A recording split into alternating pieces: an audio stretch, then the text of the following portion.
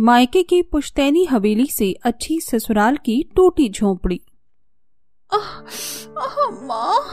माँ मेरे बालों को छोड़िए, मुझे दर्द हो रहा है। ढंग से साफ करियो मेरी पुश्तैनी हवेली को। कहीं पर धूल का एक छोटा सा भी कण अगर मुझे नजर आ गया ना तो तेरे शरीर से बाल की खाल नोच लूंगी मैं। ऐसा नहीं होगा माँ, मैं अच्छे से सफाई करूंगी, बस आप मेरे बाल छोड़ दीजिए। थोड़ी दूर पर खड़ा पुश्तैनी हवेली का नौकर दीवारों को साफ करता हुआ।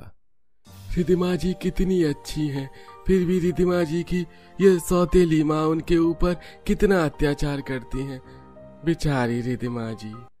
कहने को रिद्धिमा एक पुश्तैनी हवेली की बेटी थी, लेकिन उस हवेली में रिद्धिमा दिन रात बस घुट घुट कर ही जिया करती थी।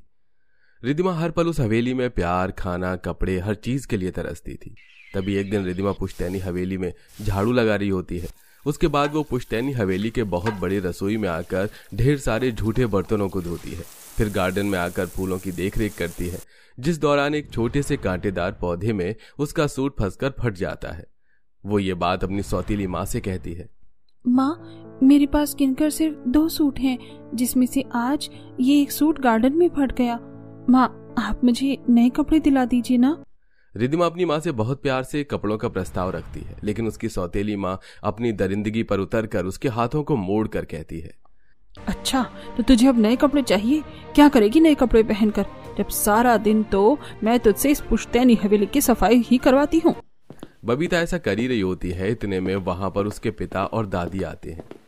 अरे बबीता, ये क्या कर रही है? हाथ छोड़ मेरी पोती का।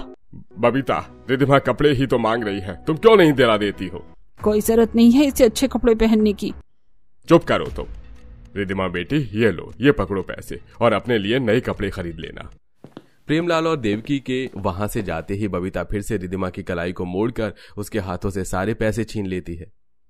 खबरदार, जो कर तूने ये बात किसी से भी कही तो ला इधर दे पैसे और जाकर पुश्तैनी हवेली की साफ सफाई कर। माँ, मैं किसी को कुछ नहीं कहूंगी, और मुझे नहीं चाहिए नए कपड़े, आप मेरा हाथ छोड़ दीजिए। दूर खड़ा सुखवीर ये सारी चीज देख लेता है और अगले दिन सुखवीर चुपचाप रिद्धिमा के लिए एक सुंदर सा सूट लेकर आता है। अरे ये क्या, आप ये इतना महंगा सूट मेरे लिए क्यों लेकर आए हैं? मुझसे आपकी ये तकलीफ देखी नहीं जाती, आप बहुत अच्छी लड़की हैं। आपको कपड़े चाहिए थे ना, इसलिए मैं ये लेकर आया हूँ, आप ये रख लीजिए। शुक्रिया सुखवीर, तुम बहुत अच्छे इंसान हो। इसी तरह एक दिन रिद्धिमा अपनी माँ की साड़ी को प्रेस कर रही होती है और गलती से वो महंगी साड़ी रिद्धिमा के हाथों जल जाती है, जिसके बाद रिद्धिमा की सौतेली माँ बिना कुछ सोचे समझे गरम गरम प्रेस को उठाकर रिद्धिमा के हाथों पर रख देती है। रिद्धिमा दर्द से चिल्ला उठती है। माँ, मेरा हाथ। रिद्धिमा की आवाज सुनकर सुखबीर भागकर वहां आता है और बबीता को धक्का देता है। इतने में वहां प्रेमलाल और देवकी भी आती हैं। बबीता, तुम्हें भगवान कभी माफ नहीं करेगा। अरे तुम इंसान हो या कसाई? मालिक, बुरा मत मानना, पर बबीता जी ने कभी रिद्धिमा के साथ इंसानों जैसा बर्ताव किया ही नहीं है। मैं कब से देखता आ रहा हूँ, कभी ये रिद्धिमा जी के हाथों को जलाती है, कभी बालों को नोचती है। अरे तुझ जैसा मामूली नौकर जो खुद एक टूटी झोपड़ी में रहता है, वो आज यहाँ बताएगा कि मैं क्या करती हूँ और क्या नहीं। अरे अगर इतना ही शौक है तो ले जा मेरी बेटी को और रख अपनी टूटी झोपड़ी में। हाँ, मैं ले जाऊंगा, और क्यों नहीं ले जाऊं, मैं प्यार करता हूँ रिद्धिमा जी से। अरे ये क्या बोल रहे हो? भूलो मत कि तुम एक टूटी झोपड़ी में रहते हो और मेरी पोती हवेली में। रुकिए दादी माँ, ये हवेली नहीं काल कोठरी है, जिसमें हर पल मैं सिर्फ सजा ही काट रही हूँ। पर अब नहीं, अब मैं सुखवीर से शादी करके यहाँ से हमेशा हमेशा के लिए चली जाऊंगी। अपनी बेटी को रोता बिलखता देख प्रेमलाल उसके फैसले पर जरा भी रोक टोक नहीं करता और रिद्धिमा की शादी सुखवीर से करा देता है। रिद्धिमा शादी करके अपनी टूटी झोपड़ी के ससुराल में आती है। आओ बहू रानी, मेरी टूटी झोपड़ी के अंदर आओ। मेरी टूटी झोपड़ी तुम्हारी पुश्तैनी हवेली जितनी बड़ी नहीं है। सब ठीक है माँ जी, आप ऐसे मत कहिए। रिद्धिमा जैसे ही घर के अंदर घुसती है, उतने में तेज तेज आंधी, बिजली का कड़कना और बारिश शुरू हो जाती है।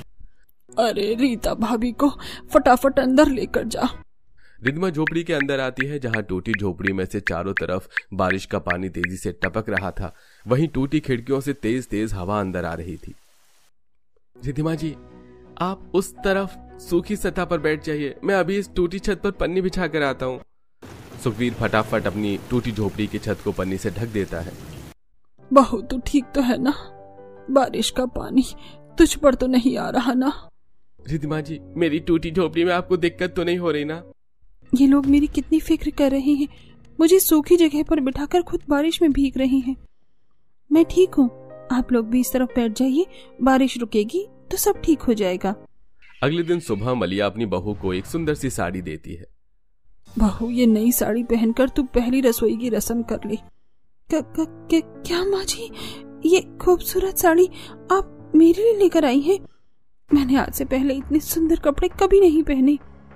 कहने को मेरा मायका एक पुश्तैनी हवेली का था, पर वहाँ मुझे कभी अच्छे कपड़े नसीब नहीं हुए। बहू कहाँ खो गई? कहीं नहीं माँ जी। दूसरी तरफ पुश्तैनी हवेली में बबीता। अच्छा हुआ मेरी सौतेली बेटी अपने आप ही घर छोड़कर चली गई, अब ये पूरी हवेली मेरी। इतना घमंड ठीक नहीं है बबीता, क्योंकि घमंड तो रावण का भी नहीं चला था। अब रिद्धिमा सुंदर सी साड़ी पहनकर अपनी पहली रसोई में आलू की सब्जी, पूरी, चटनी बनाकर अपने गरीब ससुराल वालों को खिलाती है। भाभी, खाना बहुत अच्छा बना है। हाँ रिद्धिमा जी, मुझे भी खाना बहुत अच्छा लगा। हाँ बहू, खाना तो बहुत अच्छा बना था। ये ले तेरी पहली रसोई का नेक, मेरी ये तांबे की अंगूठी जो कई साल पुरानी है, शायद तुझे पसंद ना आए। नहीं माँ जी, ऐसा नहीं है, ये अंगूठी बहुत खूबसूरत है। अब रिद्धिमा मलिया की दी हुई तांबे की अंगूठी अपनी उंगली में पहन लेती है। इसी तरह एक दिन सुखबीर फसल की कटाई करके एक भी रुपया घर नहीं ला पाता, इसलिए थोड़े से राशन में ही रिद्धिमा सबके लिए खाना बनाती है, जिसे देख मलिया कहती है, बहू आज ना सबसे पहले खाना तुम खा लेना, हम लोग आज थोड़ा लेट ही खाएंगे। हाँ रिद्धिमा जी, आप पहले खा लीजिए, मैं भी देर से खाऊंगा। मैं बहुत अच्छे से जानती हूँ ये लोग सबसे पहले खाना मुझे इसलिए खिला रहे हैं ताकि मेरा पेट भूखा न रहे। और एक पुश्तैनी हवेली में मेरी खुद की माँ थी जो मेरे मुंह के आगे से खाने का निवाला तक छीन लेती थी।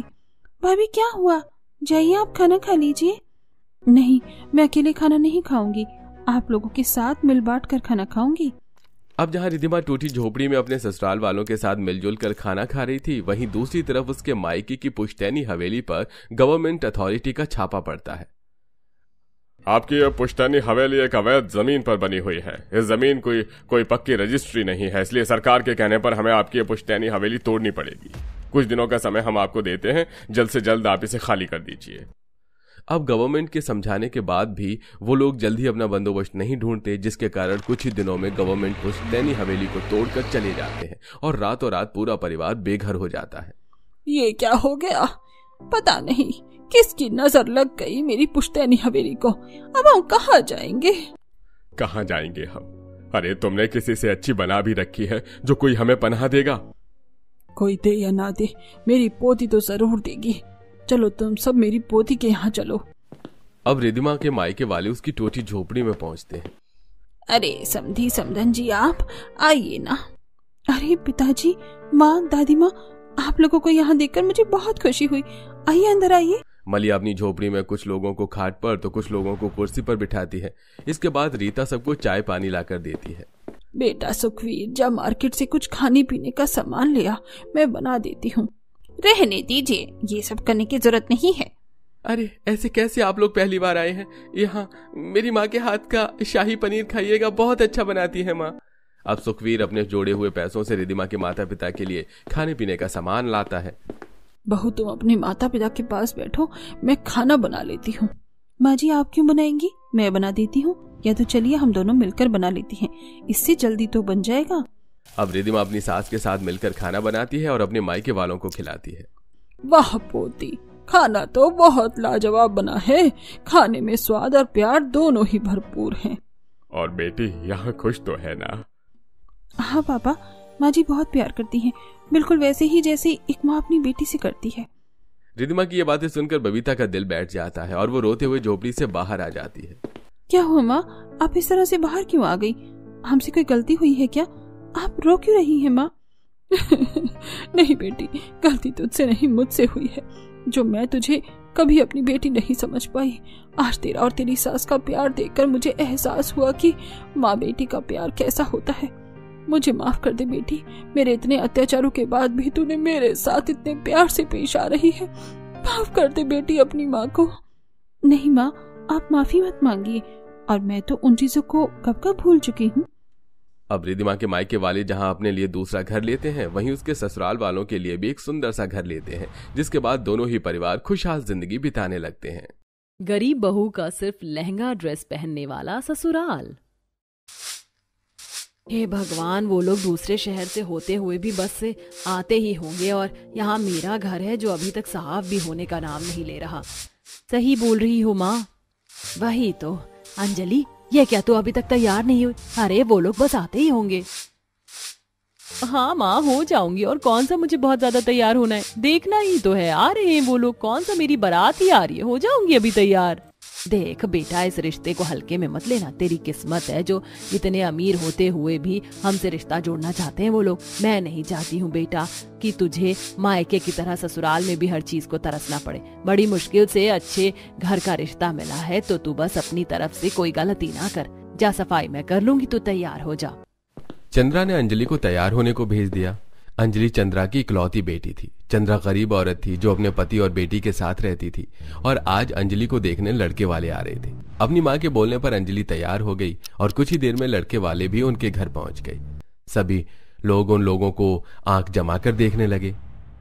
अरे बहनी, अंजलि को देखने वाले आए हैं ना? इनके कपड़े देखकर ऐसा लग रहा है जैसे लड़की पसंद करने नहीं, सगाई करने आए हो।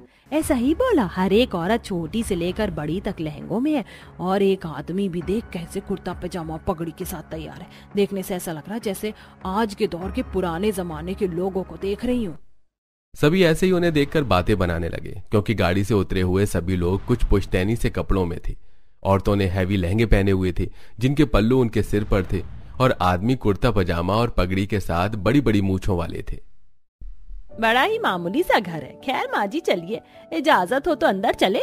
नहीं, ये हमारी शान नहीं है कि हम मुंह उठाकर अंदर घुस जाएं। कोई आओ जी करेगा तभी हम अंदर कदम रखेंगे। अरे अरे, आ गए आप लोग, बाहर क्यों खड़े हैं, अंदर आइए। चंद्रा के स्वागत के बाद वो लोग अंदर आए, और चंद्रा ने उनकी खातिरदारी की। कुछ ही देर बाद अंजलि भी उनके सामने आई, जो कि उन सभी को पसंद आ गई, और वो लोग रिश्ता पक्का करके चले गए। माँ, जो आप चाहती थी वो हो गया। उन लोगों को मैं पसंद आ गई, लेकिन माँ एक बात मुझे समझ नहीं आई, और वो ये कि वो सभी लहंगा पहनकर क्यों आए थे।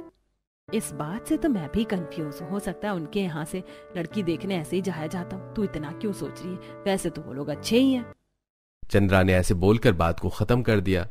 देखते ही देखते अंजलि का अपने मायके में रहने का वक्त खत्म हो गया, और वो दिन भी आ गया जब अंजलि की शादी हुई। शादी के दिन अंजलि के ससुराल वाले और भी हैवी लहंगों में थे। देख रही हो बहन, दादी सास से लेकर ननद तक ने इतने हैवी लहंगे पहने हुए कि दुल्हन तो दिखाई नहीं दे रही। बेचारी लड़की, जिंदगी में एक बार तो शादी होती है, उसमें इसके ससुराल वालों ने इसे स्पेशल नहीं लगने दिया। दुल्हन से ज्यादा तो बूढ़ी दादी सास चमक रही हैं। सभी लोग ऐसे ही उन पर बातें बना रहे थे, क्योंकि हकीकत में दुल्हन से ज्यादा हैवी घर वालों के लहंगे थे, और बिल्कुल दुल्हन की तरह ही उन सभी ने अपने दुपट्टों को सिर पर सेट किया हुआ था। लगता है कि मेरे ससुराल में सभी लहंगा पहनने के बड़े शौकीन हैं, तभी तो सभी ने बस लहंगे पहने हुए। अंजलि अपने ससुराल की सच्चाई से अनजान बैठे हुए ऐसे ही सोच रही थी। कुछ ही देर में अंजलि की शादी की सभी रस्में हो गईं, और वो अपने गरीब मायके से विदा लेकर एक अमीर और पुश्तैनी परिवार की बहू बन गई। आज के दिन अंजलि की पहली रसोई की रस्म होनी थी। अंजलि नीचे एक सादा सी साड़ी बांधकर उतर आई, और लो कल्लो बात, देख रही है तू अपनी बहू को कौशल्या? क्या बात है दादी जी? ये क्या पहन आई हो अंजलि? तुम्हारा लहंगा कहाँ है? जो ससुराल से तुम्हें कपड़े मिले हैं उनमें से लहंगा पहनो ना, जैसे हमने पहना हुआ है। लहंगा पहनो, लेकिन डेली में लहंगा कौन पहनता है? अंजलि ने ऐसे बोलकर अपने ससुराल वालों के कपड़ों पर ध्यान दिया। सभी ने कॉटन या जॉर्जेट के सादे और हल्के मगर लहंगे ही पहने हुए थे। ये देखकर अंजलि चौंक गई। अरे आप सभी ने तो लहंगे ही पहने हुए हैं। हाँ बहू, और वो इसलिए क्योंकि हमारे घर में लहंगे ही पहने जाते हैं। तू ये बात नहीं जानती, इसीलिए तुझे आज माफी मिल रही है। अब जा और तू भी लहंगा पहन कर ही आ। सुधा बहू, तू जा और इसे कोई लहंगा पहनने को दे। कौशल्या की बात को सुनकर सुधा अंजलि को उसके कमरे तक लेकर गई और उसे सादा सा जॉर्जेट का लहंगा निकाल कर दे दिया। क्या ये सच है भाभी, हमारे घर में बस लहंगे ही पहने जाते हैं? हाँ एकदम सच है, और शुरू में तो तुम्हें अजीब लगेगा, लेकिन फिर मेरी तरह तुम्हें भी लहंगा पहनने की आदत हो जाएगी। सुधा ने ऐसे बोलकर बात को खत्म कर दिया। बस फिर क्या था, अंजलि ने भी लहंगा पहना और फिर उसने अपनी पहली रसोई की रस्म की, जिसमें उसे काफी दिक्कतें भी हुई, लेकिन उसने किसी तरह सब कुछ एडजस्ट किया।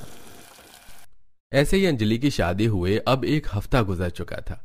इस एक हफ्ते में उसने सिर्फ लहंगे ही पहने थे, लेकिन उसे अभी भी लहंगे की आदत नहीं हुई थी। आज अंजलि लहंगा पहनकर ऊपर से नीचे ही आ रही थी कि तभी उसका पांव लहंगे में अटक गया। वो गिरने ही वाली थी, लेकिन उसने रेलिंग पकड़ ली और वो संभल गई। अरे नहीं भाभी, आप ठीक तो हो? बाहू तू सही तो है, लगी तो नहीं ना तुझे? नहीं, कहीं नहीं लगी, लेकिन अगर मैं रेलिंग ना पकड़ती तो आज मेरा मुंह टूट जाता। माँ जी, दादी माँ जी, मुझसे नहीं पहने जाते ये लहंगा चोली। अपनी आम जिंदगी में आप लोग बात को समझिए। अब तो जमाना कहाँ से कहाँ है, आप सभी भी पुराने दौर में क्यों पड़े हुए हैं? चुप कर, जरा सा पाँव फिसला तो लहंगे की कमी है। तू कितना ही भड़का ले, लेकिन हम अपना पहनावा नहीं बदलेंगे, समझ आया तुझे? अंजलि ने अपनी दिक्कत रखी तो थी, लेकिन किसी ने उसकी दिक्कत को समझा नहीं। ऐसे ही सिलसिला जारी था और आज तीनों नंद भाभी बाजार आई हुई थी। तीनों ने लहंगे ही पहने हुए थे, जिसे देखकर लोग उनका मजाक बना रहे थे। देख देख, हमारे बाजार में जोकर आए हैं। बाजार में लहंगा कौन पहन कर आता है, देख तो सही इन्हें। मुझे तो लगता है कि ये कोई फैंसी ड्रेस कंपटीशन से आए हैं। सभी लोग हमें देखकर बातें बना रहे, मुझे बहुत गुस्सा आ रहा है। बनाएंगे ही, क्योंकि आज के दौर में कौन पहनता है ऐसे कपड़े? किरण, तुम तो लड़की हो, तुम्हारा दिल नहीं करता मार्केट में कितने अच्छे अच्छे कपड़े मिलते हैं लड़कियों के लिए उन्हें पहनने का? करता भी हो तो क्या है, घर में जो पहनाया जाता है वही तो पहनेंगे। बस करो अंजलि, क्यों तुम आग लगा रही हो? हम जो पहनते हैं वो बहुत अच्छा है, लोगों को समझ होनी चाहिए पहनावा समझने की, समझी? घर की बहुओं, सास और सभी का माइंडसेट लहंगे को लेकर ही बना हुआ था। अगर अंजलि लहंगे के विरोध में कुछ बोलती थी तो वो किसी से सुना नहीं जाता था। सुधा ने भी अंजलि को ही सुना दिया। ऐसे ही लहंगे पहनकर अंजलि का अपने ससुराल में वक्त बीत रहा था और आज के दिन अंजलि के घर मेहमान आने वाले थे। पूरे घर को जमुना की मर्जी से मेहमानों के लिए फूलों, दीपकों और पर्दों से सजाया गया। सभी मेहमान भी लहंगे ही पहनकर आए और घर वाले भी लहंगों में ही थे। सब कुछ ठीक ही चल रहा था कि अचानक से एक लड़की भूमि का लहंगा दीपकों के स्टैंड में अटका और सारे दीपक उसके लहंगे पर गिर गए। लहंगे के साथ आसपास गिरे हुए दियों से एक पर्दे में आग लग गई और भूमि का लहंगा और पर्दा जलने लगे। बचाओ बचाओ, आग आग, हे भगवान! अंजलि ने जल्दी से अपना दिमाग चलाया। पास में ही चादर रखी हुई थी। अंजलि ने भूमि को चादर में लपेट दिया, जिससे उसकी आग बुझ गई। वहीं पर्दे की आग और न भड़के, इसलिए जब तक फायर ब्रिगेड आती तब तक घर वालों ने उस पर पानी डाला और फिर फायर ब्रिगेड ने आकर आग को शांत किया। हादसे के कुछ देर बाद देखा आप लोगों ने, लहंगा पहनना कितना घातक हो सकता है किसी इवेंट पर सही, लेकिन हर वक्त अपना कपड़ा लादना आसान नहीं होता। माँ, बोला था मैंने कि मुझे नहीं पहनना लहंगा वहंगा, लेकिन आप मुझे जबरदस्ती पहना कर ले आई। अब देख लिया, आज मैं मरते मरते बची हूँ। उस हादसे की वजह लहंगा नहीं था, समझ आया?